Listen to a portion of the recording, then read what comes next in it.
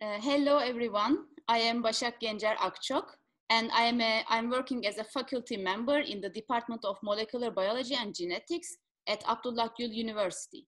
I would like to welcome you all and I want to thank to all the panelists that are participating and sharing their valuable opinions today. The Sustainable Development Goals of the United Nations target a better and more sustainable life and future for all. There are 17 SDGs which are dealing with the global challenges like poverty, hunger, inequality, good health and well-being, climate change, environmental degeneration, peace and justice, and many others. This panel is organized thanks to the partnership of Abdullah Gül University and United Nations. Today, we are going to discuss about the third SDG, which is good health and well-being. This SDG is about ensuring healthy lives and promote well-being for all at all ages, because this is very important to build prosperous and wealthy societies. This is how the United Nations define this goal. First of all, I would like to ask the panelists to introduce themselves briefly, and then we can start for our discussion. I can go first if you don't mind. My name is Dr. Kaplan. I'm a faculty member at Abdullah Gül University. I'm actually working to understand molecular basis of rare diseases. So I'm glad to contribute to this panel. Maybe we can continue with Dr. Çoruh. I am from Emergency University, plastic surgery. I am dealing with acute burns and also reconstructive surgery is my hobby. Mm-hmm. Okay, thanks a lot. Dr. Yotter. Hi, my name is Yotter. I'm working as a plastic and reconstructive surgeon as a private hospital located in Kayseri, Turkey. I'm primarily dealing with wound healing, burns, and reconstructive surgical procedures and aesthetic surgical procedures. I would like to thank you for this invaluable panel that brought us together. Okay, thanks a lot. Melissa? Hello, I'm Melissa Tajik. I'm a student at Abdullah Gül University in the Department of Molecular Biology and Genetics, and it's my junior year. I'm happy to be here in this panel. Thank you. Gazi? Hello, I'm Gazi. I'm a senior student at the Department of Molecular Biology and Genetics, and I'm glad to be part of this panel. Okay. My name is Botsa Altay. I'm a fourth-year student. Actually, this is my fifth year if we will include the preparatory classes.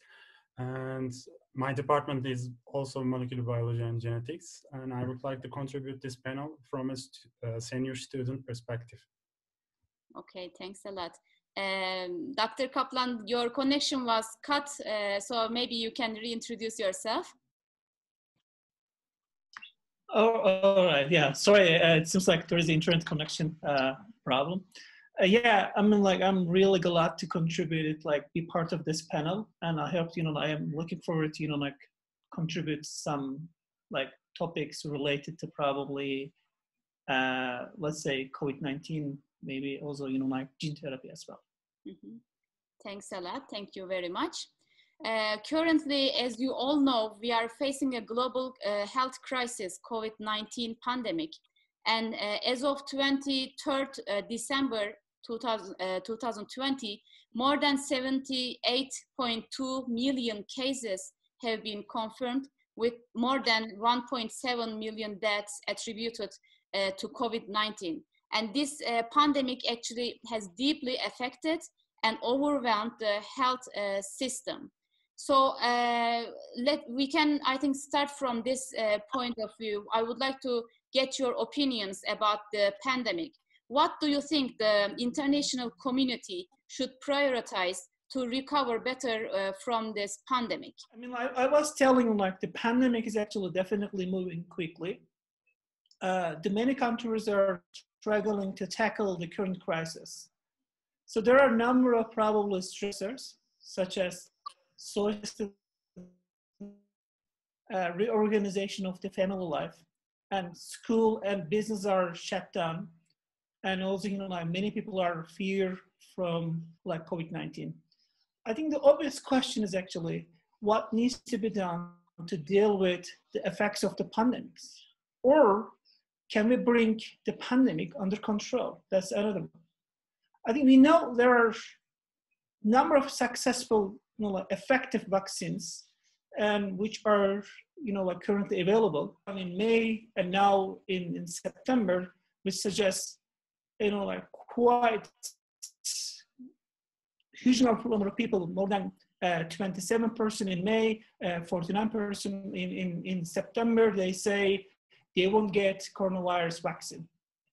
I mean, this is actually ignorance, also irrationality as well, which may affect, the pandemic as well. This is the area, that needs huge attention to me, and this is actually a huge challenge. And I believe there is another challenge for all of us, and the distribution of these successful vaccines to, underdeveloped countries.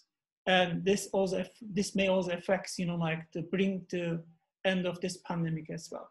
So I think, like these are the challenges which I believe they should be addressed in like coming, like months. Mm-hmm. Yeah, thank you very much. Okay, thanks a lot. And Dr. Churu? Next year also will be the year of coronavirus. I think the vaccines, there are many vaccines around the world that they are dealing with these vaccines. Prophylactic effect of these vaccines are questionable, in my opinion, because the virus has many mutations, especially the spike region of the virus. So we should wait and see the success of these vaccines, in my opinion, because you just vaccinate the healthy people, so the side effects of the vaccines should not be awful and life-threatening. This is my opinion. Mm-hmm. Okay. Thank you. Thanks a lot. Dr. Yotter? Hi again. I have a little connection problem, as Dr. Kaplan experienced. As you know, pandemics are health events that lead to management and life change in world history and have global effects, as like nowadays. Currently, as the new type of coronavirus disease, we are facing a COVID-19 pandemic. The fight against COVID-19 continues all over the world. Throughout this period, clearly got the answers regarding what the pandemic is, what it causes, and what will affect. Hocam, internet, I think, is cut again. Maybe Melissa, you can continue. Yeah, I'm going to, take a look at from a different point of view to this topic, because, the professors are talking about the vaccines and stuff, but I will mostly talk about the poor people living in the poor countries, underdeveloped countries. So actually for those countries,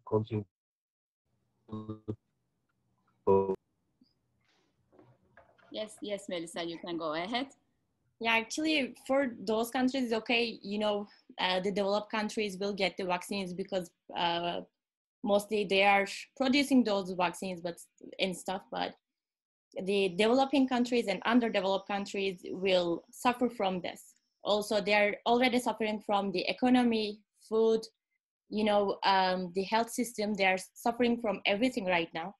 And I guess to recover better from this pandemic, the governments from different countries should collaborate, and they should, provide some sheltering, food, health system to those underdeveloped countries to better recover from this.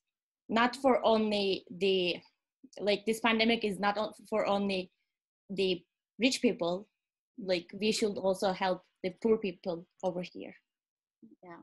Exactly. So you say we are all in the same ship and we need to, you know, recover all together. So we need to somehow economically support all the countries that will not be able to reach the vaccine, for example, or some other mandatory things, as you said. Exactly. Actually, like that's why it's called global pandemic, like because it's globally, and the only way to recover from this is to collaborate. Yeah, exactly. Thank you. And Ghazi? Actually, I would like to discuss something else, like the first corona case that was recorded before actually this SARS-CoV-2. It was in, I believe, 2003 in China, and scientists actually talked about the possibilities of this virus mutating and resulting in possible pandemics. And then we saw that in MERS-CoV that happened around the Middle East, and both of them did not prove to be a problem, right? But then with this corona SARS-CoV-2, it actually proved it's mutated enough that it caused the pandemic. And right now, I think, as most of the panelists have talked about, we already have some solutions carried out, and we have already have seen consequences taking shape in the past year. So I think for now is to work with what we have and try to better evaluate the situation as it is happening from a health perspective and an economic perspective, and go with this information, this recovery together, and basically with the hopes that this would not happen in this intensity in the coming years. Mm-hmm. Okay, thanks a lot. Dr. Yotter? I came back finally. Continue. I'm starting from the first question. I think you are at the first question. Exactly. As I said before, pandemics are health events which have global effects. Nowadays, we are facing COVID-19 pandemic. Our fight against COVID-19 continues in our country, all over the world. And throughout this period, we clearly got the answer regarding what the pandemic is, what it causes, and what will affect in the future. States have been continuing to look for ways and methods on how to deal with this challenging period. But most importantly, I think the international community plays a key role. My answer to your question is the international community should prioritize on supporting the build a stronger healthcare system, a stronger communal cooperation, and qualified scientific boards for better management of this period.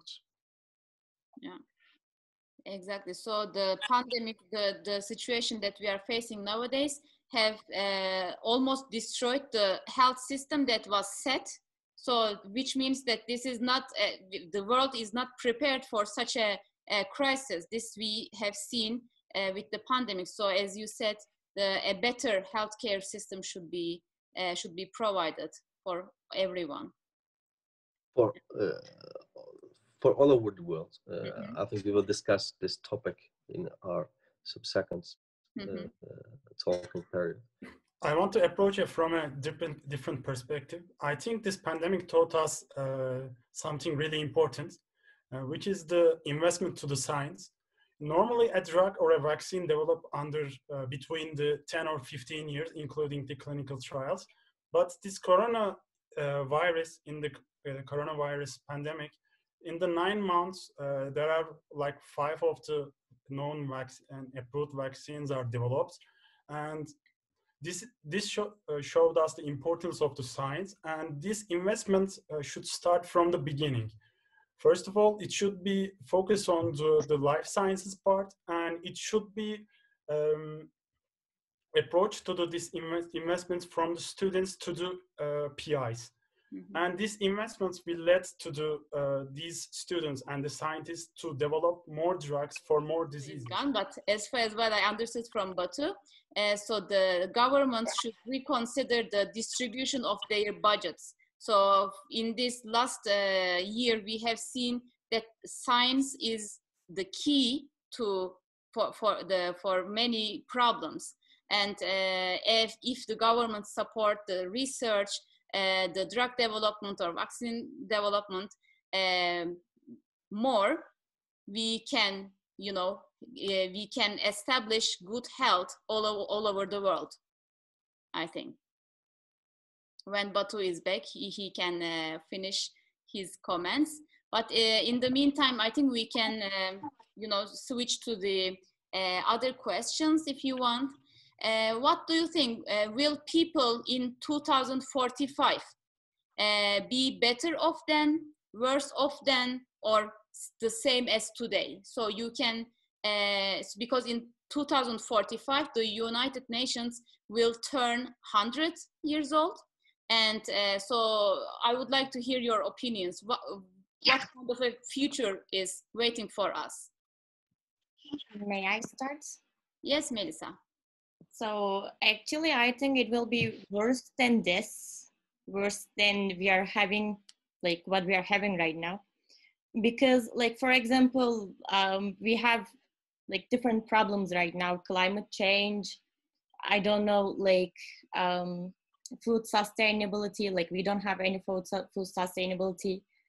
Like, for example, there are some social and environmental determinants of health. And those are clean air, safe drinking water, sufficient food, secure sheltering. Mm-hmm. But if you look at the news, like for example, 7 days ago, there was a case recorded in UK. One girl died because of air pollution. Like we can see how much actually we should take into considerance of this topic actually. And according to WHO, actually between 2030 and 2050, approximately 250,000 additional deaths per year from malnutrition, malaria, diarrhea, and heat stress will happen. Like we don't have anywhere to run away from this. We don't have a second world. We don't have anywhere to go. So actually we will start from the climate change. So we have SDGs, right? Sustainable Development Goals from UN. And actually those development goals are all related to each other. One of them is climate change. And from this point of view, if we don't, you know, start acting now, if we don't, I don't know, don't do the things that we have to do to reach net zero that everyone is talking about, basically, we don't have a secure world in 2045, basically. But still there is hope if we, you know, try hard. Yeah. Actually, to change everything, to change the world, we have only 7 or 10 years, something like that. After that, there will be no, like, the damage won't be reversible after that. Mm-hmm. Okay, thank you. And anyone? Can I take the question again, because my internet connection was unstable? And did you get my first answer for the first question? Yes, the last part, I think we missed it, but from what I understood, you said that the government should reconsider the distribution of their budgets and they should invest more for the research. Not just for coronavirus. There are lots of diseases. For instance, Oktay works on the rare diseases. There are more than 10,000 diseases that people suffers from these diseases, and due to investments, there could be some solutions for that diseases too, and hope for these people. Okay, thank you. And Dr. Çoruh, would you like to make a comment? From my point of view, will be better than today, I think. Maybe only one the country, all of the countries in the world will be united, and only one country governs the world maybe in the future, will be better. This is my opinion. But there are problems. Global warming, and also the famine is a big problem. We know that the world is devoid of fresh water. So the fresh water is very important. These problems should be solved, and fresh water should be used cautiously. And also the pandemics will never stop. We will see pandemics in the future also. This is my ideas, thinking about the future till 2045. Okay, thank you. But if we get the lessons from this pandemic, COVID-19, I hope we will be more prepared for the coming pandemics. I hope there will be none, but okay. Anyone else who wants to answer? Also,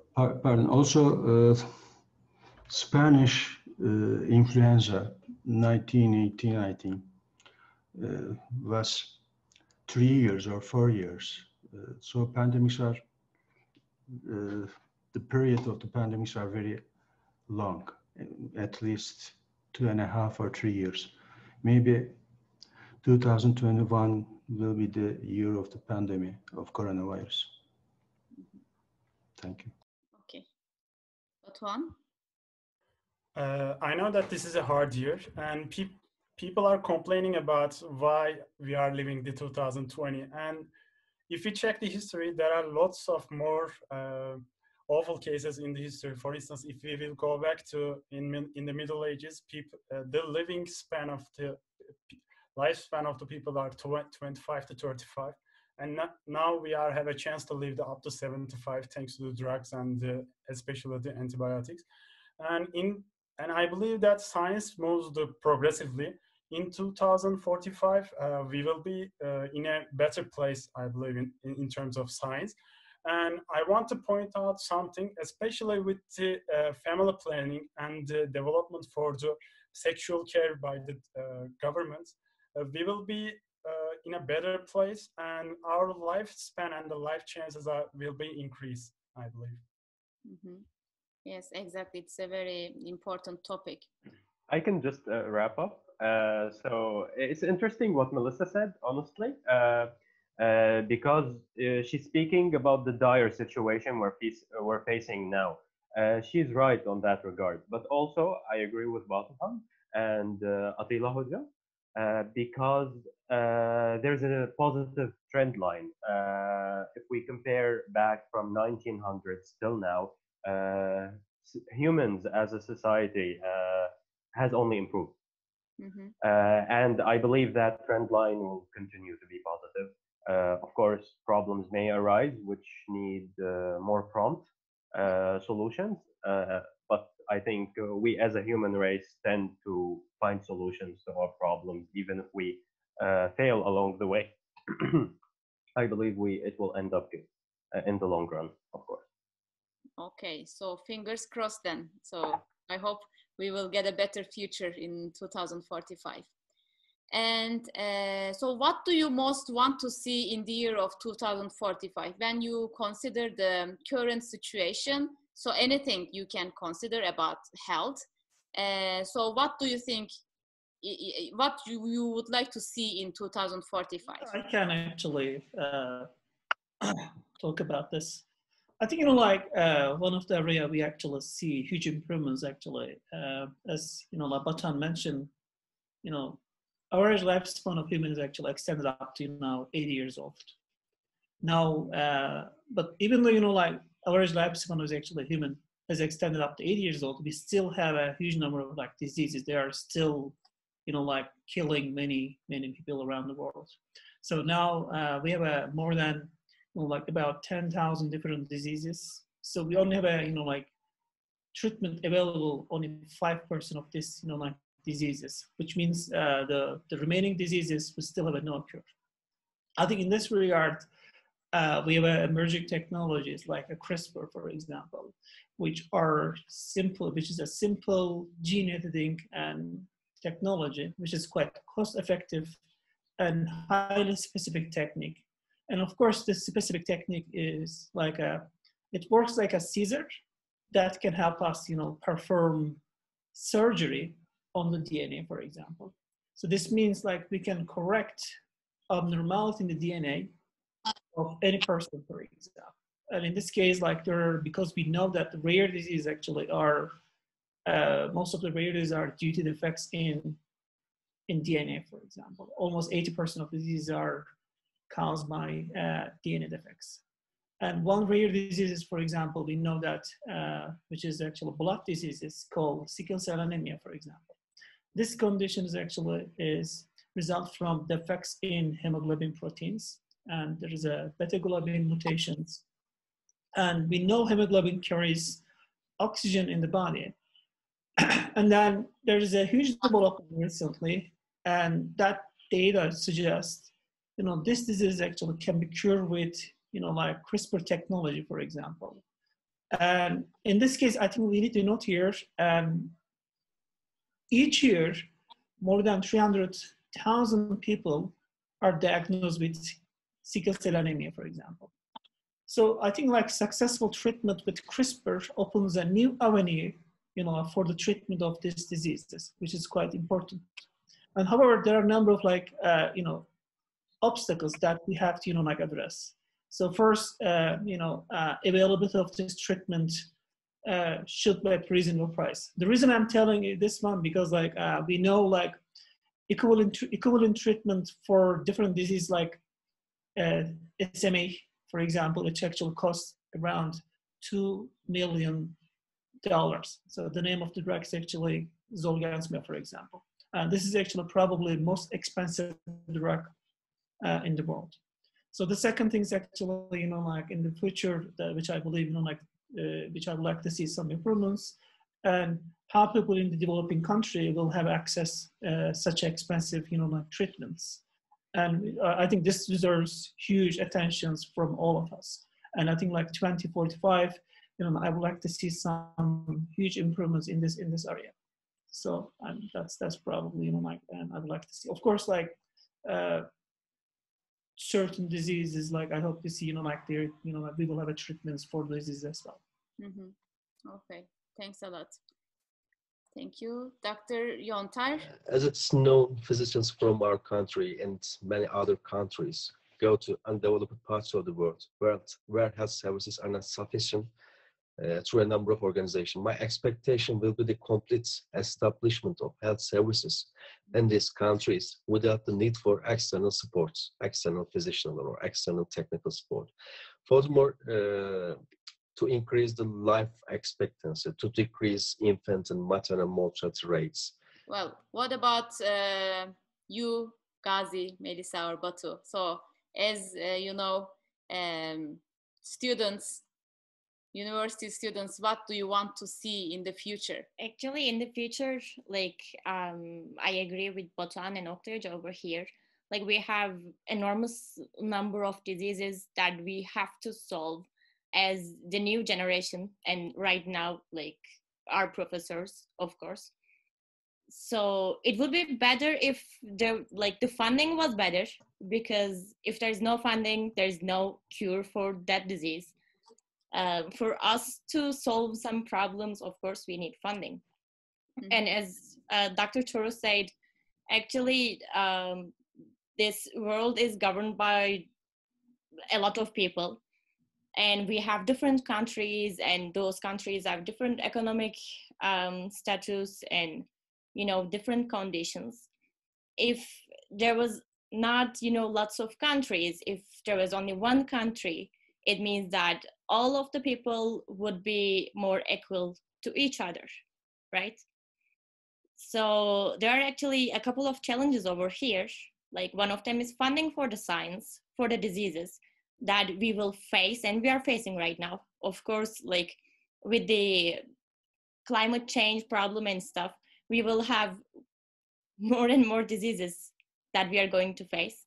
Yeah. And the second challenge is that we are not equal in this world, basically.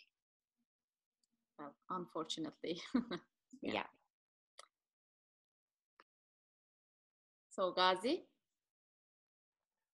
Yes, I agree with everybody, and I wanted to focus on one like certain topic that I have seen in one of the courses I've taken in this semester. It's basically antibacterial resistance. So it's a growing problem, and according to the CDC fact sheets, so basically you can develop that after surgery.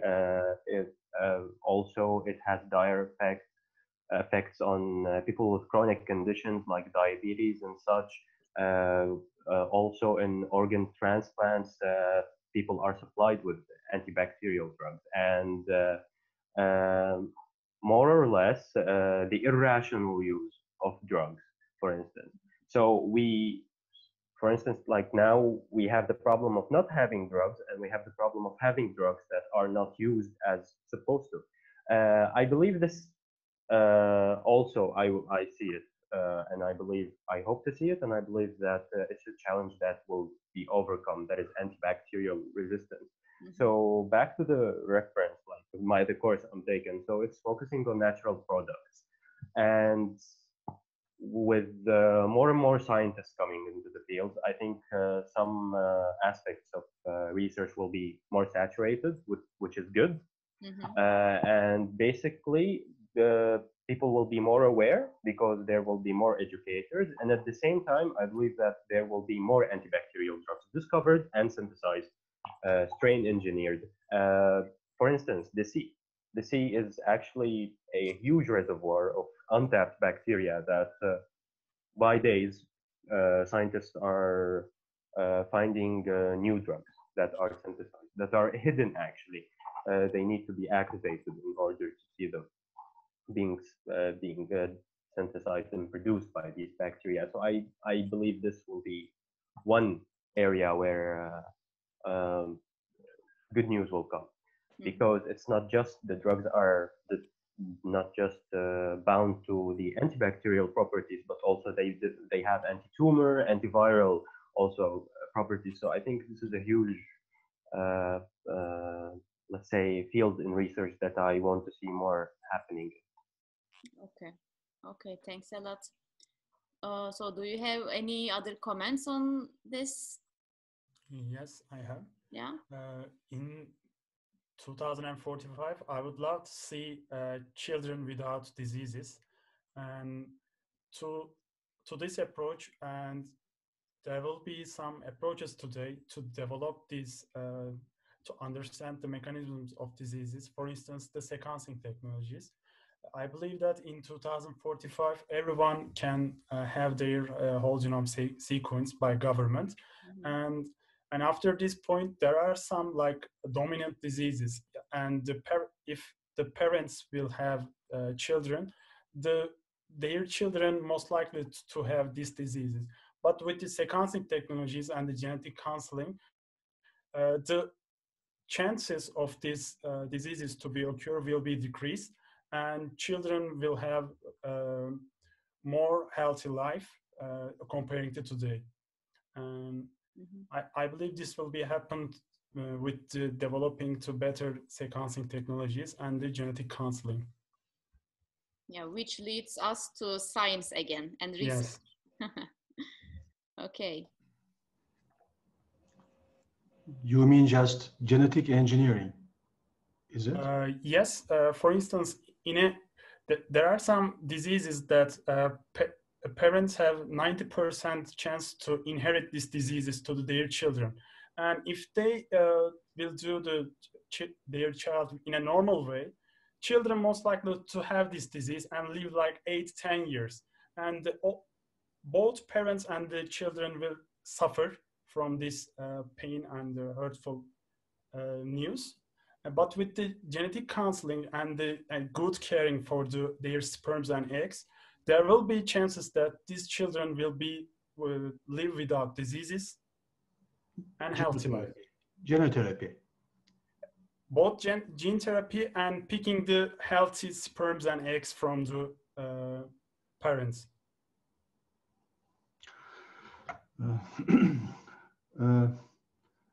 It is very interesting. I am dealing with now and reading the books about trees or the plants living in salt water, like mangrove trees. How do they do that? They just secrete salt from their leaves.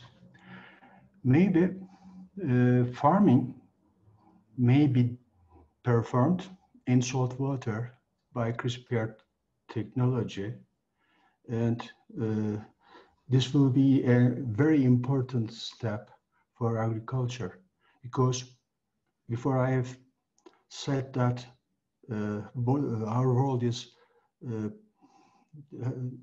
very sparse, have very sparse freshwater resources. So this should be performed. How do these plants live in salt water? Maybe with this genetic engineering.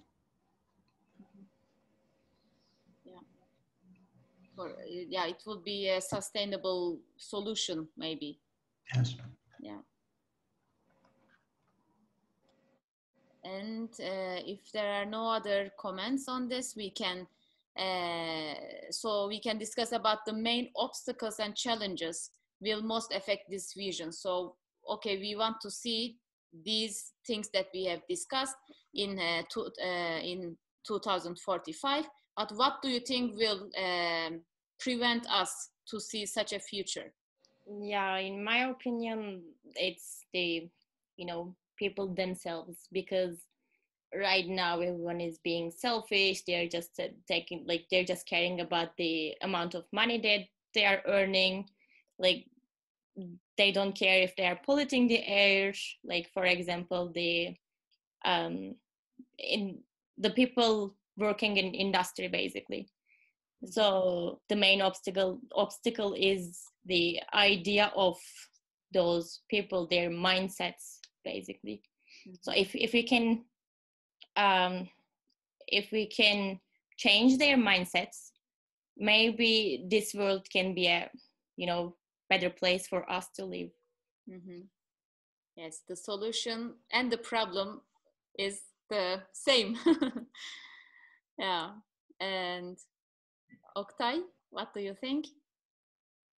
And can you unmute? Yeah, I think like one of the probably challenges, actually, distribution of the wealth to like all because some of the countries are like struggling to like develop themselves in a way they actually like similar to developed countries. This is probably one of the biggest challenges for all of us, because resources are enormously huge in developed countries compared to resources like in like underdeveloped countries. So now first they have to like come to same levels to be able to compete with like developed countries. Of course, this needs a huge investment, and the question is who's going to invest this in those countries, and then this will bring them to the level of like developed countries.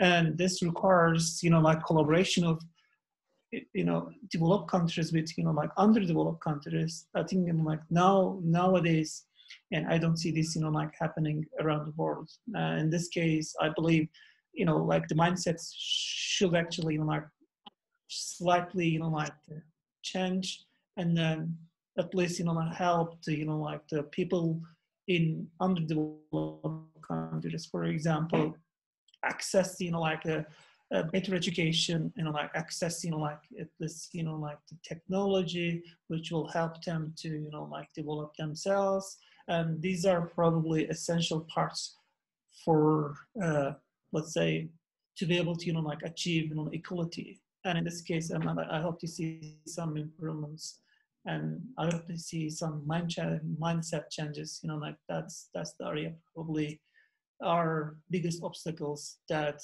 like probably developed countries should actually act. Okay. So I can talk about the fourth topic if I don't have any connection problem. From my point of view, the main challenges are high costs and difficult access to healthcare services and products, lack of organizational structures, and most importantly, the difficulty of training qualified healthcare workers. I don't know if you listened to me clearly during my answer to the third topic. I talked about the complete establishment of health services in the underdeveloped countries. If we focus primarily on these issues and seek for solutions, we will have built a quality and easily accessible health system chain all over the world. Mm-hmm. Okay, thanks a lot. Any comments? Additional comments? If no, so how do you think how can global cooperation, in particular the United Nations, better help managing these challenges? So what can they do in order to overcome or manage these challenges? So Ghazi, how do you think, what should United Nations do? I mean, it stands for its goals, basically. So the United Nations, wait, I believe Oktay Hocam, it's working. If Would you like? he wants, yes. I don't know. Go ahead. Like it seems like I had internet connection problem, interruptions, and please go ahead, Ghazi. Okay, thank you. So basically, to do its job, be an international mediator between countries, between organizations. Maybe be a role model, set a role model in leading into a better future. Of course, it's one of the only international organizations actually working on solving so many issues and have already eradicated diseases with the help of course, countries, organizations, and funding, international funding. I think basically accelerating what they are doing and basically multiplying the forces in terms of what they are doing is the only thing that I want to see from them. Okay. So they have already got the attention by mentioning these sustainable development goals. So getting attention to these issues is already something, but still more, solid things needs to be done in order to solve these problems. So defining them is something, and solving them is, something even bigger, more Agreed. challenging. I can maybe continue. Mm-hmm. So, okay, we have the goals that we have to, achieve. But the problem is we are only there's a phrase, don't give me a fish, teach me how to catch the fish. So the only problem is that we are helping. I'm not saying that we shouldn't help, but at the same time we should, we should set up a system in the underdeveloped countries to make their education better, to make their health system better. I mean, we have to set up a system over there. Mm-hmm. And actually the UN and the global corporations can start from this point. I mean, instead of giving them help, I mean, like food, shelter and stuff, okay, we should do this.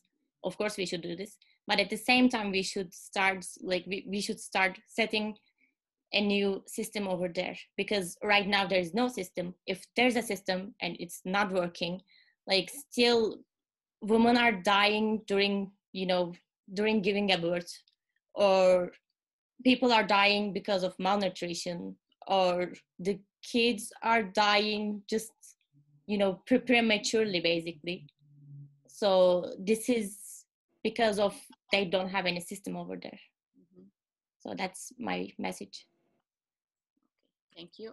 Dr. Çoru, maybe we can. United Nations should let unarming of the countries. Billions of dollars are spent from their budgets.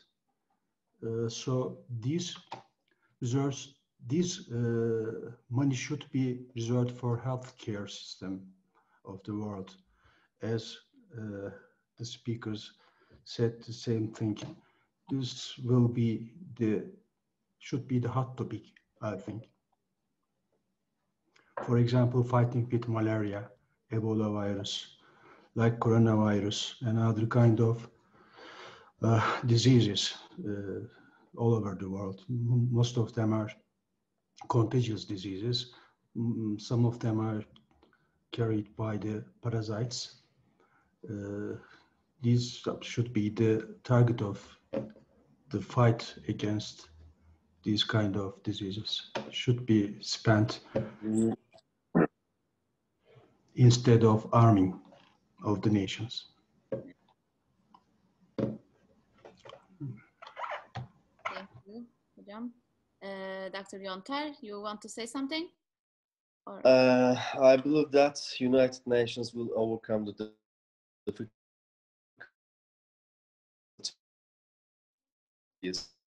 during building of power, sanction power. The most I said that I'm believing that United Nations will overcome the difficulties during building a strong health chain all over the world with their organizational power, financial means, and sanction power. Mm-hmm. The most important point here is that the United Nations use their resource efficiently. If they can do it, I think in the future we will live in a world with great facilities. Mm-hmm. Yeah, I hope so. So Thank okay. you. As a wrap-up question, what would you advise the United Nations to do to address these challenges? So you can you can be specific. You can you are welcome to give concrete proposals or constructive criticism also. So we would like to hear also criticism in order to get better. So what would you advise, Batuhan? I strongly believe with the Oktay Hoca's perspective. First of all, United Nations should open a resource program and a funding program under them, like just for the healthcare system and for the science, to fund the projects and in the life sciences, not just medical and health, for all of the life sciences.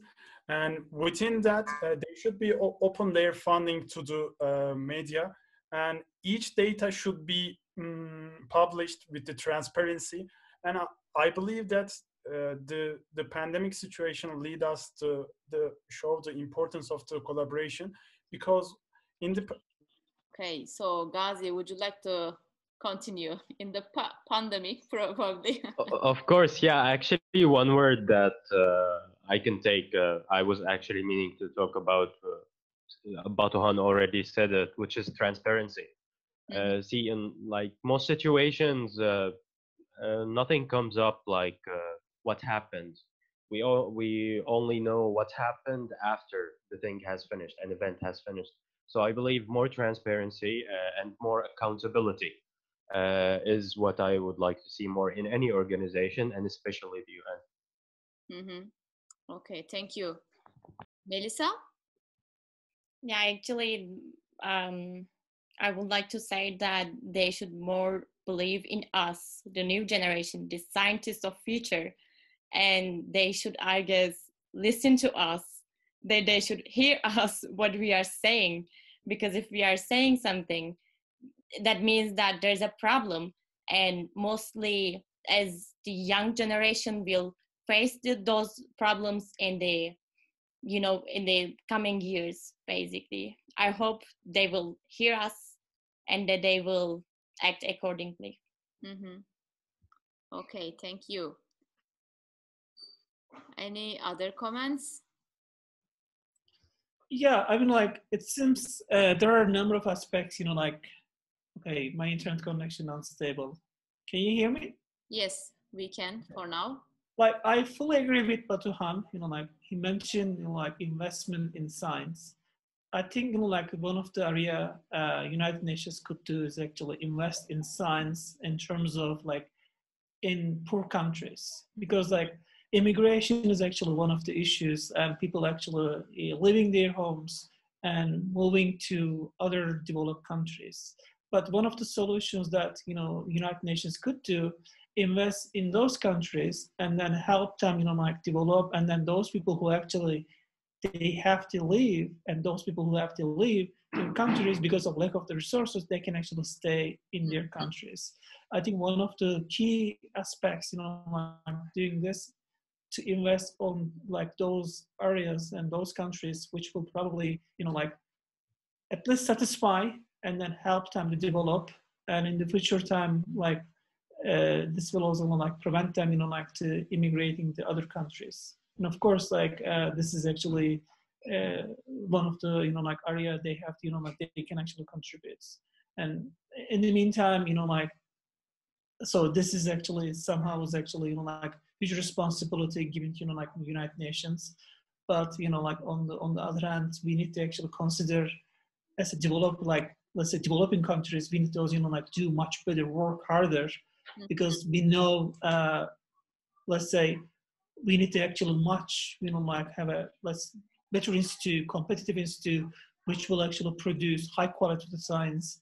So which means like we shouldn't actually leave this like only to the hands of like developed countries or United Nations, but developing countries or underdeveloped countries also like should also invest like whatever resources they have in education and science, and which will help them like to become like to maybe developed countries. So that's probably like area I would like like see some improvements as well. Okay, thank you so much. Dr. Çoru. United Nations should provide healthcare for everyone living in this world, free of charge. Also should fight with famine, cancer, and free of charge academic publications. Everyone should read and get free of charge the academic publications. Should cooperate with World Health Organization about the pandemics, and also supervision of the usage of insecticides all around the world.